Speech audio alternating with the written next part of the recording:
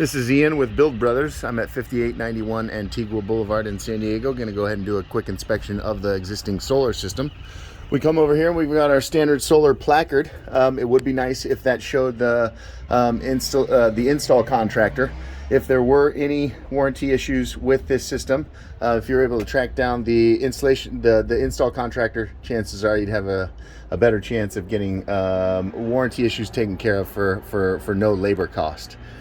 We've got our solar breaker clearly labeled right there. It's a 20 amp. This is a Zinsco electrical panel. Not our favorite electrical panels, but very common in this era.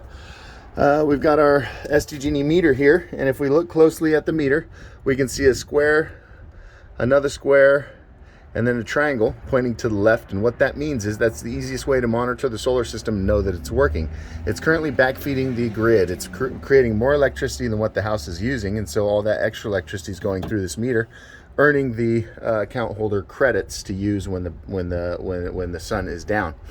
If we look long enough, we can see a negative number, and that will be the negative watts that are being used by the house. Probably somewhere around 2,000 watts right now. There it is, negative 1,100 watts is what the house is using. So that's the easiest way to monitor the system if you don't have traditional monitoring on this system. But I am confident that this system does have monitoring. That's what this antenna is right here. That communicates to the internet via cell signal and transfers the data from the inverter to the internet, so you can see it on the Solar Edge monitoring app. There probably will be a change of ownership that needs to take place to get access to that app. This is the newer version of the Solar Edge HD Wave. There is no screen, so there's nothing to look at when you look at this inverter, unfortunately. We've got a toggle switch over here. It's either in pairing, on, or off, and right now it's in on. This is a DC disconnect that shuts off power from the roof to the inverter, and then it's got the AC side. DC side, AC side. DC is what is the type of electricity that solar panels make. We really like these Solar Edge inverters.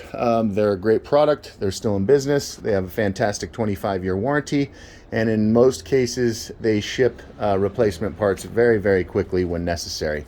Let's go ahead and work quickly around the back of the house, and I'll share some more information about what's up on the roof. This is our conduit that takes our wiring from the rooftop solar panels to the inverter on the side of the house.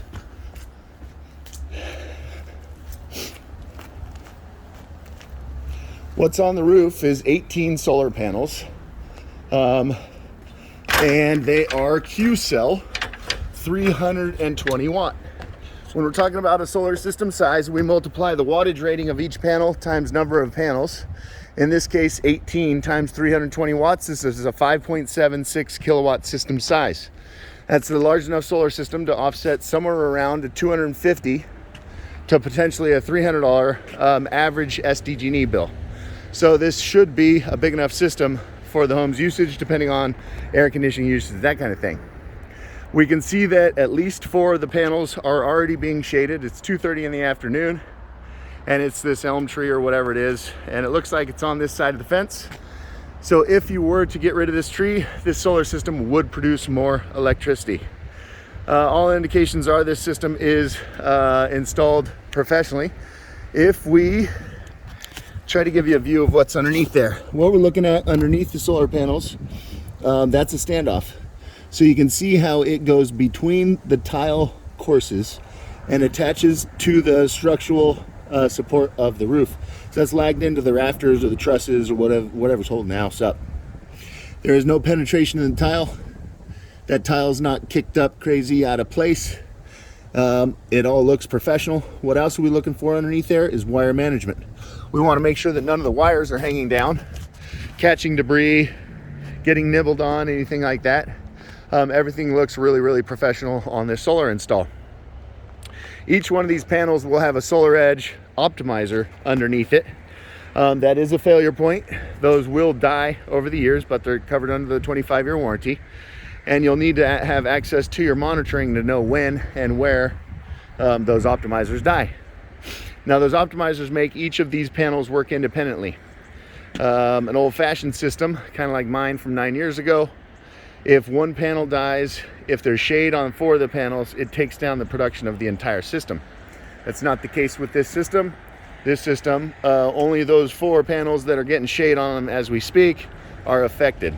The rest of them are working great. Same thing if one of those optimizers die.